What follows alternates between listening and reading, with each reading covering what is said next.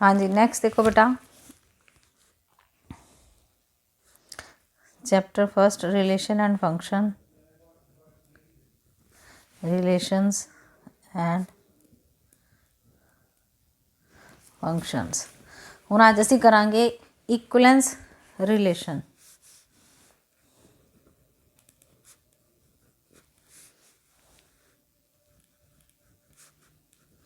ਇਕੁਅਲੈਂਸ relation, ਇਕੁਅਲੈਂਸ relation ਕਿਹੜਾ ਹੁੰਦਾ ਵਾ, ਜਿਹੜਾ ਕਿ ਜਿਹਦੇ 'ਚ ਤਿੰਨੋਂ ਰਿਲੇਸ਼ਨ ਹੋ, ਉਹ ਰਿਫਲੈਕਸਿਵ ਵੀ ਹੋਣਾ ਚਾਹੀਦਾ, ਰਿਫਲੈਕਸਿਵ, second symmetric, third transitive.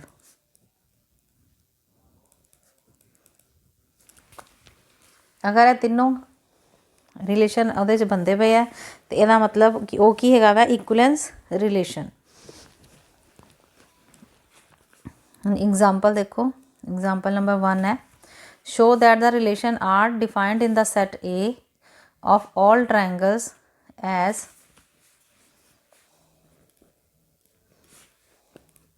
show that the relation are defined in the set A of all triangles as R is equal to T1 T2 such that T1 is similar to T2 is equivalence relation।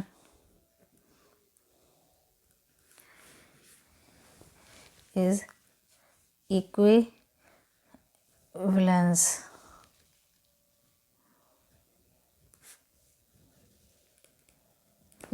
Relation. ठीक है, पहले तो आप cheque करांगे कि equivalence relation है, फिर उन्हें क्या है, कंसीडर 3 राइट एंगल ट्रायंगल्स, वो साइड्स दित्तियां हुई हैं तो वो चैक करांगे कि कौन किहदे नाल रिलेट है। पहले तो आप इन्ना क्वेश्चन कर लीए, show that the relation are defined in the set A of all triangles as R, relation सानू गिवन है, इस तरह रिलेशन गिवन है, ऑर्डर पेयर दिते होंगे, T1 T2 का मतलब कि ऑर्डर पेयर ट्रायंगल्स के नाम लिखने हैं। T1 is similar to T2, यानी ये गिवन है कि T1 जी है सिमिलर हैगी T2 दे, ते तां ही वो रिलेशन नूं बिलोंग करेगी। ठीक है, हुण जिहड़ा पहला वे रिफ्लैक्सिव, फॉर रिफ्लैक्सिव, रिफ्लैक्सिव वास्ते असीं की चैक करना हुंदा वा कि यानी कि अपने आप ना हो, जिहड़ी ट्रायंगल है वो अपने आप ना सिमिलर होनी चाहिए है कि T1 is similar to T1, ये तो पता ही है ना। देयरफॉर इसका मतलब हो गया कि T1 T1 बिलोंग करेगा रिलेशन नूं। देयरफॉर ये की आ जाएगा, आर इज की आ गया, आर इज रिफ्लैक्सिव, जरा रिलेशन दिता होया वो रिफ्लैक्सिव होएगा। सेकेंड, फॉर सिमेट्रिक, सिमेट्रिक वास्ते की है कि T1 T2 अगर आर नूं बिलोंग करता पाया, यानी कि यदा मतलब है कि T1 is similar to T2। अगर T1 T2 के सिमिलर है तो यदा मतलब होएगा कि T2 जी है T1 के सिमिलर होएगी, तो यदा मतलब हो गया देयरफॉर T2 T1 जो ऑर्डर पेयर बनेगा वो रिलेशन नूं बिलोंग करेगा। देयरफॉर आर इज सिमेट्रिक, तो यह की हो गया, सिमेट्रिक हो गया। थर्ड हैगा फॉर ट्रांजिटिव, ट्रांजिटिव, ट्रांजिटिव वास्ते की है कि जे T1 T2 if T1 T2 belongs to R, T2 T3 belongs to R, तो आप प्रूफ करना वा कि T1 T3 भी आर नूं बिलोंग करनगे।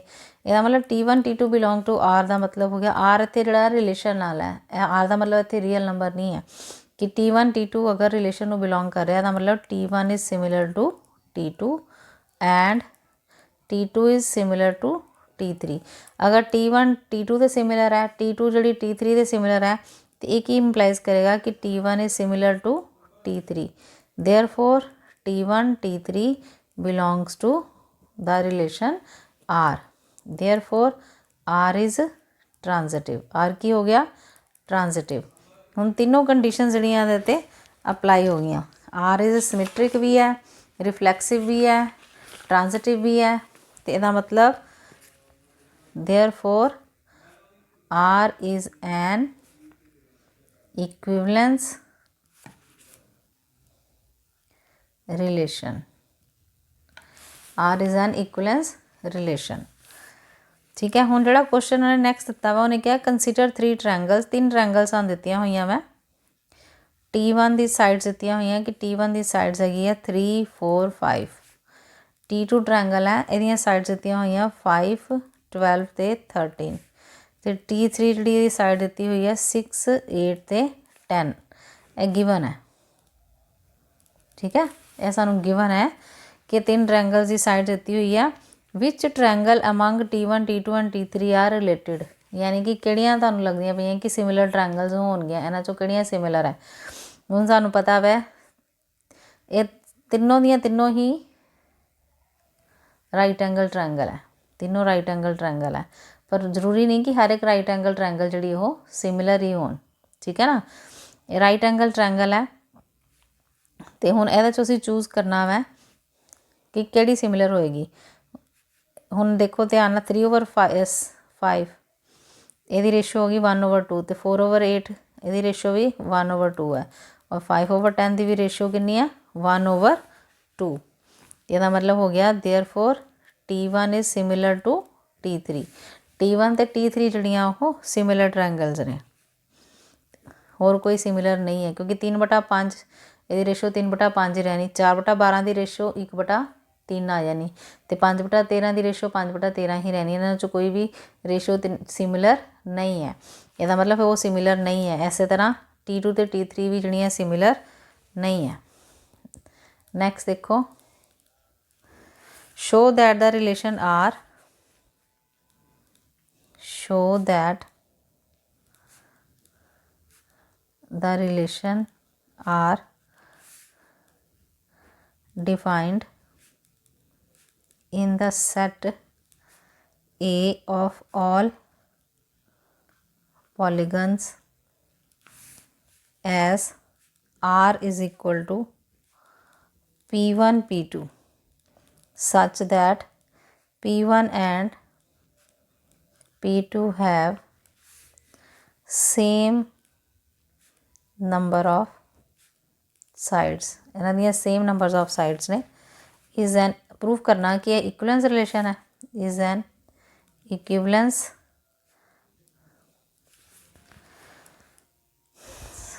रिलेशन। असीं प्रूव करना है कि इक्विवेलेंस रिलेशन है। फिर उन्हें क्वेश्चन दिता, what is the set of all elements in A related to the right angle T with side 3 4 and 5।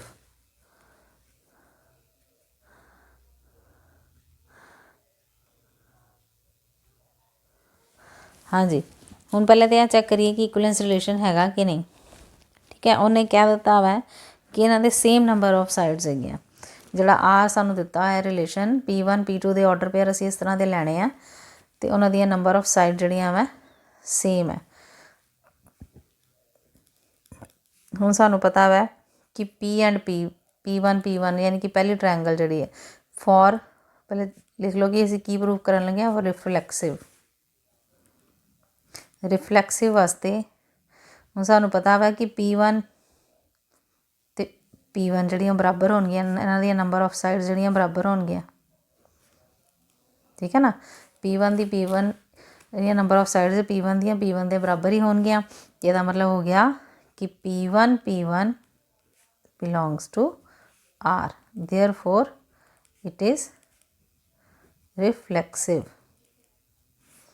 Second है फॉर सिमेट्रिक। सिमेट्रिक वास्ते हुण सानू पता है कि if P1 P2 belongs to R, इसदा मतलब हो गया कि number of sides of P1 is equal to number of sides of P2। तैनूं असीं उल्टा भी लिख सकते हैं, it implies number of sides of P2 is equal to number of sides of P1। P2 ਤੇ P1 ਦੀਆਂ नंबर ऑफ साइड्स भी बराबर होणगीਆਂ। ਇਹਦਾ मतलब हो गया कि P2 P1 भी R ਨੂੰ ਬਿਲੋਂਗ ਕਰੇਗਾ। ਅਸੀਂ ਇੱਥੋਂ ਸਟਾਰਟ ਕੀਤਾ ਸੀ P1 P2 ਤੋਂ ਤੇ ਇੱਥੇ ਖਤਮ ਹੋ ਗਿਆ P2 P1 also belongs to R, therefore it is symmetric. Therefore it is symmetric. ਹੁਣ थर्ड है, थर्ड फॉर ट्रांजिटिव। ट्रांजिटिव वास्ते असीं की मान के चलांगे कि if P1 P2 belongs to R and P2 P3 belongs to R, यानी कि सानू गिवन है तो असीं प्रूव करना कि P1 P3 भी R नूं बिलोंग करेगा। हुण उहदे लई देख लो की करांगे। If P1 P2 belongs to R दा मतलब हो गया कि number of sides of P1 is equal to number of sides of P2 and number of sides of P2 is equal to number of sides of P3। यानी कि P1 ਦੀਆਂ side ਜਿਹੜੀਆਂ P2 ਦੇ बराबर है, P2 ਦੀਆਂ side ਜਿਹੜੀਆਂ P3 ਦੇ बराबर है। अल्टीमेटली ये की इंप्लाइज करेगा number of sides of P1 is equal to number of sides of P3। P1 ਤੇ P3 ਦੀਆਂ साइड्स भी की है बराबर है। Therefore P1 P3 also belongs to the R, therefore it is transitive. इसका मतलब ये की है, ट्रांजिटिव है। अगर ये ट्रांजिटिव है, तीनों कंडीशंस अप्लाई हो गई।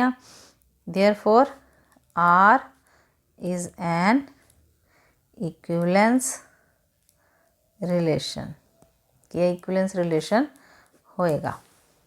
ठीक है, हाँ जी। नैक्सट उन्हें दिता होया वै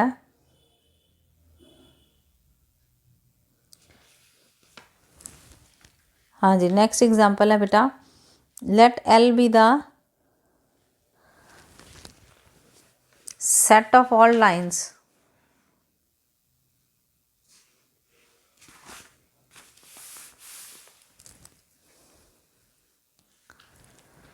हाँ जी। if let L be the set of all lines in xy plane and R be the relation in L defined as R is equal to L1 L2, तो L1 is parallel to L2, show that R is an equivalence relation। हाँ जी बेटा, example number 3 ਦੇ ਵਿੱਚ ਉਹਨੇ ਕੀ relation ਦਿੱਤਾ ਹੋਇਆ ਉਹ ਮੈਂ ਤੁਹਾਨੂੰ ਸਿੰਪਲ सिर्फ वही लिखन लगी जो प्रूव करना। रिलेशन दिता होया सानू L1 L2 जोड़ा वै such that L1 is parallel to L2, तो असीं प्रूव करना कि R जोड़ा वै इक्विवेलेंस रिलेशन हैगा वै, यानी ये रिलेशन जोड़ा पैरलल लाइन्स का दिता होया। हुण इहनूं इक्विवेलेंस रिलेशन प्रूव करना है, बहुत सिंपल। फॉर पहले उस तरह पहला फर्स्ट पार्ट है फॉर रिफ्लैक्सिव, रिफ्लैक्सिव वास्ते। ठीक है, हुण जिहड़ी L1 है, L1 अपने आप नाल तो कंसाइड करेगी, L1 is parallel to L1। ठीक है ना, पैरलल यानी कि क्योंकि आ L1 लाइन है तो अपनी आप दे की होएगी, पैरलल ही होएगी, कंसाइड जो करेगी। तो इसका मतलब हो गया L1 belongs to R, therefore it is reflexive. फिर है सेकंड फॉर सिमेट्रिक। सिमेट्रिक वास्ते की है बेटा, if L1 L2 belongs to R, तो असीं प्रूव करना वै कि L2 L1 जोड़ा वै भी R नूं बिलोंग करेगा। If L1 L2 belongs to R, तो मतलब होया कि L1 is parallel to L2। हुण कोई लाइन L1 है जिहदे ये पैरलल हैगी है L2 लाइन दे, अगर L1 L2 दे पैरलल है तो इसका मतलब हो गया कि L2 is also parallel to L1, therefore L2 L1 belongs to R, ये भी रिलेशन में बिलोंग करेगा, देयरफॉर इट इज़ की बन गया फिर हाँ symmetric. Third, for transitive. Transitive वास्ते की करना आपां, if L1 L2 belongs to R and L2 L3 belongs to R, तो असीं प्रूव करना वै कि L1 L3 भी जिहड़ा वै R नूं बिलोंग करेगा। हुण क्योंकि L1 जिहड़ी L2 दे पैरलल है, तो इहदा मतलब की होया, इहदा मतलब होया कि L1 जिहड़ी L2 दे पैरलल है। ठीक है ना, इहदा मतलब होया L1 जिहड़ी लाइन है ਇਹਦੇ पैरलल है L2 और L2 ਦੇ पैरलल ਜਿਹੜੀ है L3 है। तो ਇਹਦਾ मतलब फिर L1 ਤੇ L3 की हो गई पैरलल। ठीक है, it implies L1 is parallel to L2 and L2 is parallel to L3. It implies L1 parallel to L2, L2 parallel to L3. It implies L1 is parallel to L3. Therefore लिख लो L1 L3 belongs to R. Therefore it is transitive. Transitive हो गया, तीनों conditions prove हो गई हैं, symmetric भी है, reflexive भी है, ट्रांजिटिव भी है। Therefore R is an equivalence relation। की बन गया इक्विवेलेंस रिलेशन है। नेक्स्ट आप प्रूव करना बेटा, find the set of all lines related to the line y is equal to 2x plus 4।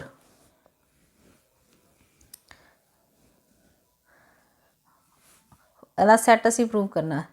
Find the set of all lines, find the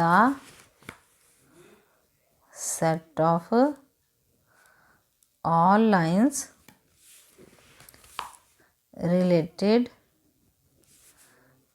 to the line y is equal to 2x plus 4। मतलब असी set लभना है, set of all lines जिहड़ियां कि इहनूं relate करदियां हुण y is equal to 2x plus 4 नूं। तो असी लिख लांगे, फिर असी रिलेशन किस तरह का लवांगे कि आर रिलेशन है L such that L is related to the line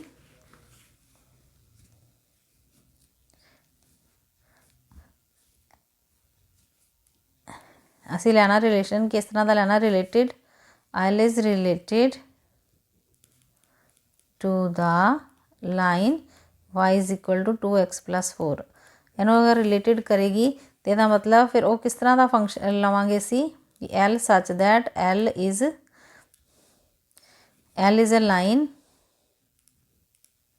parallel to कि पैरलल होएगी y is equal to 2x plus 4 दे।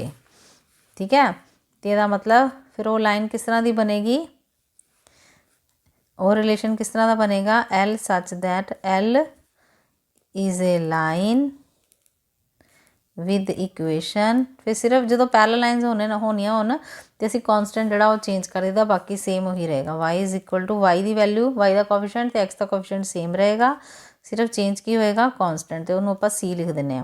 वो प्लस भी हो सकता, माइनस भी हो सकता, +1 -1 कुछ भी आ सकता, कॉन्सटेंट का फर्क है, कोफिशिएंट जोड़े वो सेम होंगे। तो ये सारिया जिन्नियां लाइन्स बननगियां सारिया पैरलल लाइन्स होणगियां जिहड़ियां कि 2x + 4 दे पैरलल होणगियां। ठीक है, नेक्स्ट देखो एग्जाम्पल, नेक्स्ट है एग्जाम्पल नंबर 4 है, let z be the set of all integers, z be the set of all integers. हुण तुहानूं पता होना चाहिए कि इंटीजर्स किहड़े हुंदे आ, इंटीजर्स जिहदे च पॉजिटिव और नैगेटिव नंबर सारे आते हैं, पॉजिटिव नंबर भी आते हैं, नैगेटिव नंबर भी आते हैं और 0 भी आता। वो की होंदा set of all integers and R be the relation on z defined as, R इन्हें दिता हुआ रिलेशन किस तरह का, order pair of A B such that A B belongs to z and a minus b is divided by 5 ਜਿਹੜੇ कि 5 ਨਾਲ ਇਹਨਾਂ ਦਾ डिफरेंस ਜਿਹੜਾ ਵਾ 5 ਨਾਲ डिवाइड हो जाए, यानी कि ए भी बिलोंग्स टू Z, ए ਤੇ B ਜਿਹੜੇ ਉਹ ਇੰਟੀਜਰਸ ਹੈ। ਅਸੀਂ ਇਸ ਤਰ੍ਹਾਂ ਦੇ ਨੰਬਰਸ ਲੈਣੇ ਆ ਤੇ ਪ੍ਰੂਫ ਕਰਨਾ ਹੈ। Prove that R is an equivalence relation. Proof की करना है, prove that R is an equivalence relation. यह प्रूव करना आपां, यानी कि जिहड़ा ऑर्डर पेयर है उन्हां दा डिफरेंस जिहड़ा वा 5 नाल डिवाइड होना चाहिए। पहला तो आ जाओ जी फॉर रिफ्लैक्सिव वास्ते हुण सानू पता वै कि असी अपने आप का यानी कि a minus a zero zero होंदा ना, अपने आप का डिफरेंस अपने आप ना लवांगे। A minus a is equal to zero. Zero हर किसी को डिवाइड कर जाता वै, which is divisible by zero जिहड़ा वै हर एक नंबर नाल डिवाइड हो जाएगा, विच is divided by 5।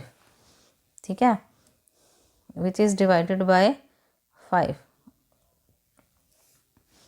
Therefore a belongs to R असी लिख सकते हैं। A belongs to R, therefore it is reflexive. ये की बन गया कि ये की हैगा वै रिफ्लैक्सिव है। हुण सैकेंड असी प्रूव करना वै फॉर सिमिट्रिक। सैकेंड है फॉर सिमिट्रिक वास्ते 2 नंबर लवांगे असी कि जिस तरह ए ते b. If A B belongs to R, इसका मतलब होया कि a minus b is divided by 5। जो उन्हें लैंग्वेज लिखी वही सेम लैंग्वेज यूज करो। A minus b is divided by 5, यानी कि 5 जड़ा ए माइनस बी नू डिवाइड करता है। अगर ए माइनस बी नू 5 डिवाइड करता है तो मतलब 5 जड़ा वै बी माइनस ए नू भी डिवाइड करेगा। ठीक है ना, जिस तरह आप मान लो असी लै रहे हैं 8 माइनस 3 5, 8 माइनस 3 8 ते 3 नंबर ले ले, 8 ते 3 दे विचों 8 चों 3 घटावांगे तो 5 आ जाएगा। 8 माइनस 3 इज डिविजिबल बाय 5, तो 3 माइनस 8 माइनस 5 चाहे आ जाएगा, पर वो भी जड़ा वै 5 ना तो डिवाइड कर ही जाएगा ना। ठीक है, ਇਹਦਾ मतलब हो गया इट इंप्लाइज, क्योंकि ए माइनस बी जड़ा वै डिवाइडेड बाय 5, तो ਇਹਦਾ मतलब हो गया कि B minus A is also divided by 5। चाहे उन्होंने कट के नैगेटिव नंबर आ जाए, पर ਇਹਦਾ मतलब पर डिवाइड तो उन्होंने कर ही जाएगा। ਇਹਦਾ मतलब हो गया कि बी ए जड़ा वै वो भी आर नू बिलोंग कर रहा है, देयरफॉर इट इज़ सिमिट्रिक। ठीक है,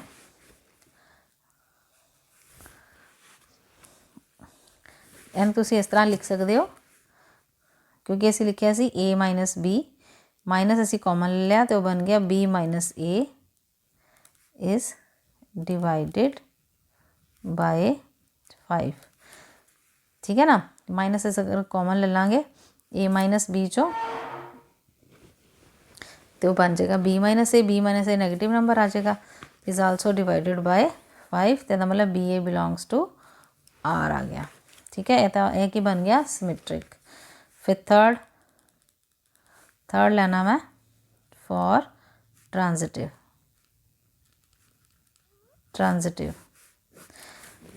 वास्ते की है बेटा, if A B belongs to R and B C belongs to R, R means relation.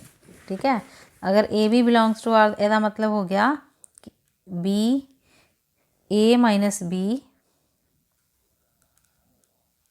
Divided by 5 and b minus c is also divided by 5, यानी कि इन्हों का डिफरेंस 5 आएगा ना, ਤਾਂ ਹੀ 5 ਨਾਲ ਡਿਵਾਈਡ ਹੋਏਗਾ। ਤੇ b ਮਾਈਨਸ c ਦੇ ਵਿੱਚ ਵੀ ਇਹਦਾ ਮਤਲਬ डिफरेंस 5 ਦਾ ਹੋਏਗਾ ਜਾਂ 5 ਦਾ ਮਲਟੀਪਲ ਦਾ ਹੋਏਗਾ, ਤਾਂ ਕਿ ਇਹ ਵੀ ਜਿਹੜਾ ਵੈ 5 ਨਾਲ ਡਿਵਾਈਡ ਕਰ ਜਾਏਗਾ। ਹੁਣ ਇੱਥੇ ਅਸੀਂ ਲਿਖ ਲੈਂਦੇ ਕਿ a minus b divided by 5। ਅਗਰ ਇਹ ਡਿਵਾਈਡ ਕਰ ਰਿਹਾ ਵੈ ਤਾਂ ਮਤਲਬ a minus b is multiple of 5 ਤੇ b ਮਾਈਨਸ c ਵੀ ਮਲਟੀਪਲ ਆਫ 5 ਹੈ। ਠੀਕ ਹੈ, it implies a minus b is equal to 5n1 लिख लें। सपोज कर लिया कि लैट कि ये 5n के बराबर है एंड b माइनस c जोड़ा है ये भी 5, इतने कोई होर नंबर आ जाएगा मल्टीपल, ये भी असी सपोज कर लिया कि 5n2 के बराबर है। ठीक है, हुण अगर ऐसे इन्होंने दोनों को ऐड कर दिए तो a minus b plus b minus c add क्यों किया, क्योंकि सानू a माइनस c चाहिए। तो इन्होंने दोनों को असी खत्म कर देंगे। This is equal to 5n1 plus 5n2। ਇਹਦਾ मतलब a माइनस c जोड़ा वै वो भी 5 का की कर जाएगा 5 ਨਾਲ डिवाइड हो जाएगा। It implies a minus c is divided by 5। Therefore ac belongs to r। Therefore it is transitive. अगर ये ट्रांजिटिव आ गया तो यदा मतलब तीनों कंडीशंस फॉलो कर दियाँ पई। Therefore because all the 3 conditions are applied, 3 conditions होंदियां ना ओदियां इक्विवेलेंस दियां, 3 conditions are valid, therefore it is N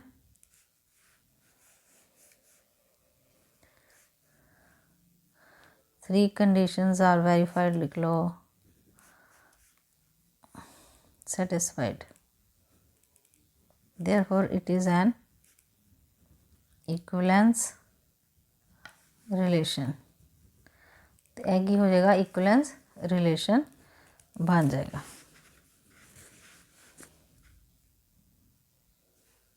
next भी सेम इस तरह का क्वेश्चन है। Prove that the relation R is equal to relation दिता M a B such that 4 divides mod of a minus. उन्हें माइनस का झंझट ही खत्म कर दिता ये। तो सेम क्वेश्चन है उस 5 ना डिवाइड कर रहे थे, 4 ना डिवाइड कर रहे हैं। तो मॉड है वै तो नैगेटिव नंबर आना ही नहीं है। डिफरेंस चाहे b माइनस ए लो चाहे a माइनस b लो, डिफरेंस सेम ही रहना। तो यदा मतलब तो यह भी की बन जाएगा, ये इक्विवेलेंस रिलेशन है। ठीक है, हुण चाहे डिवाइडेड बाय 5 लिखा हो चाहे मल्टीपल बाय 5 लिखा हो, तो वो सारे की बननगे, इक्विवेलेंस रिलेशन।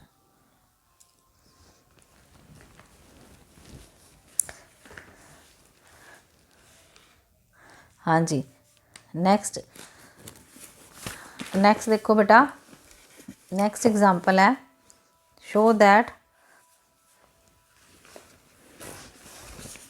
आर। ये नैक्सट एग्जाम्पल दे विच वो भी तुहानूं सिंपल है। आर वो रिलेशन दिता होया order pair of A B such that A is equal to B. हुण इत्थों क्लीयर ही नज़र आ रहा कि ए बी के बराबर है, तो इक्विवेलेंस रिलेशन बन ही जाना मैं, क्योंकि ए के बराबर होएगा, रिफ्लैक्सिव हो गया। A is equal to B, इसका मतलब B is equal to A है, ये एक बन गया सिमेट्रिक। तो इस तरह A is equal to B तो B is equal to C, ये शो की करते पे कि ए तो सी भी बराबर ने। तो यह फिर की बन जाएगा, इक्विवेलेंस रिलेशन। यह हो जाएगा इक्विवेलेंस रिलेशन। हाँ जी, नेक्स्ट देखो example number 7।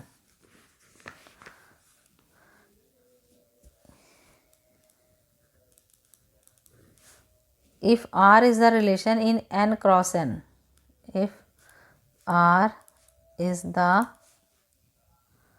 relation in n cross n, in n cross n defined by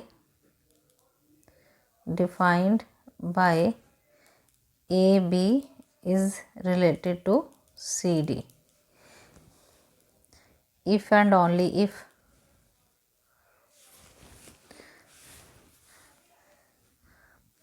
A plus D is equal to B plus C, show that R is an equivalence relation। पहले तो question सीधा ही सीगे, ਇਹ थोड़ा ਜਿਹਾ घुमा के दिता होया, show that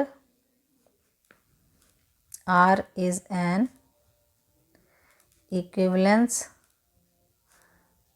रिलेशन। क्वेश्चन थोड़ा अंडरस्टैंड करो कि अगर ए बी तो सी डी रिलेट कर रहे आपस दे विच तो इसका मतलब हो जाएगा a plus D is equal to है बी प्लस सी।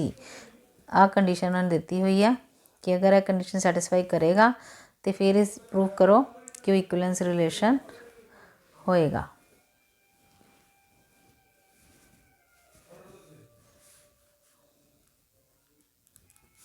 ठीक है, हेयर उन्हें दिता होया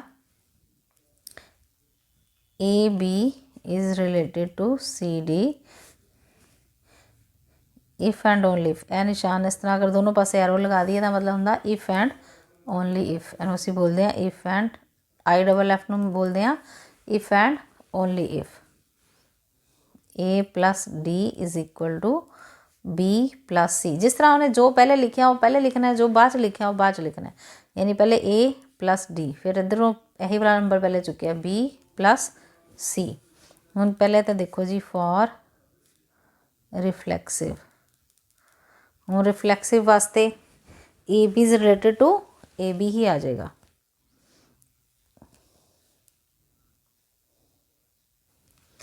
ठीक है ना, ए बी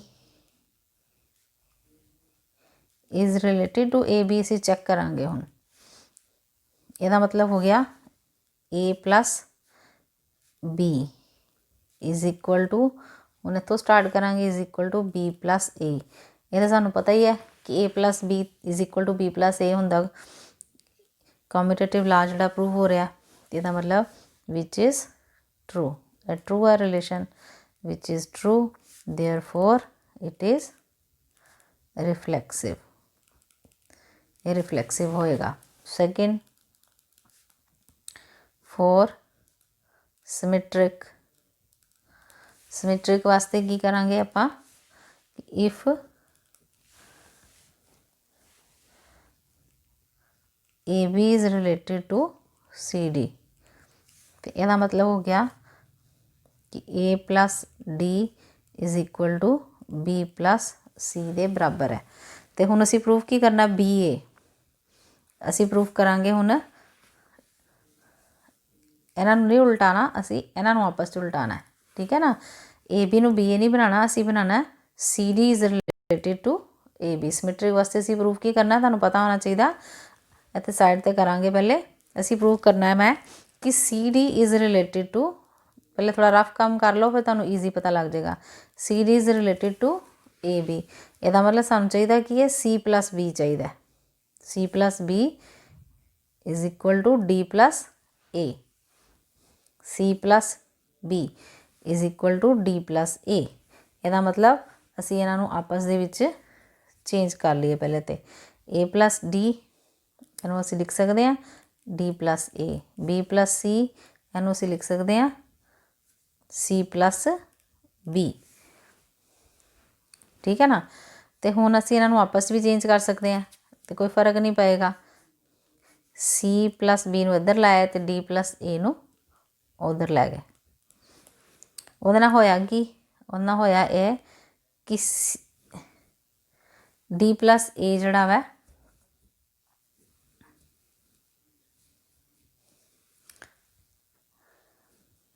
हाँ जी, हुण असीं की लिखना है c D is related to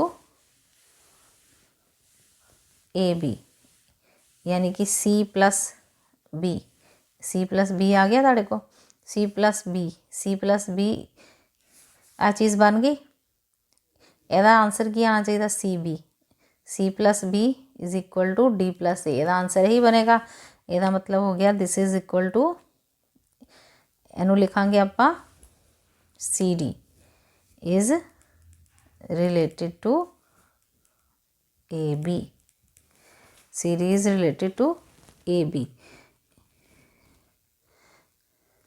क्योंकि ਇਹਦਾ मतलब देख लो फिर दोबारा देख लो ਅਸੀਂ ਇਹਨੂੰ प्रूव करना c a B is related to C d ਇਹਨੂੰ ਯਾਨੀ ਅਸੀਂ प्रूव करना है c D is related to A b ਹੁਣ ਇਹਦਾ मतलब ਕੀ ਇਹਦਾ मतलब ਇਹ ਹੈ ਕਿ फर्स्ट नंबर ਨੂੰ ਇਹਦੇ लास्ट नंबर ਨਾਲ मल्टीप्लाई करना सी प्लस बी ਕੀ ਆਉਣਾ ਚਾਹੀਦਾ डी प्लस ए ਆਉਣਾ ਚਾਹੀਦਾ अगर ਇਹ बन गया ਤਾਂ मतलब ਅਸੀਂ ਇੱਥੇ पहुँच गए तो यह साढ़े को बन गया सी तो मतलब असी इत्थे पहुँच गए रिलेशन ते आंसर आ गया देयरफॉर इट इज़ सिमेट्रिक ये बन गया सिमेट्रिक।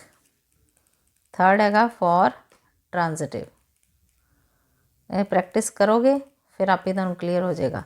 हुण ट्रांजिटिव वास्ते कि सानूं दो चीज़ां गिवन होनियां चाहिदियां कि A B is related to C D and C D is related to E F. ठीक है तो यदा मतलब असी पहुँचना कित्थे असी पहुँचना वै A B is related to E F ते पहुँचना है A B is related to तुहानूं हुण इह वाले क्वेश्चन दे विच कि पहले आंसर पता होना चाहिए कि तुसीं कढ़ना की है।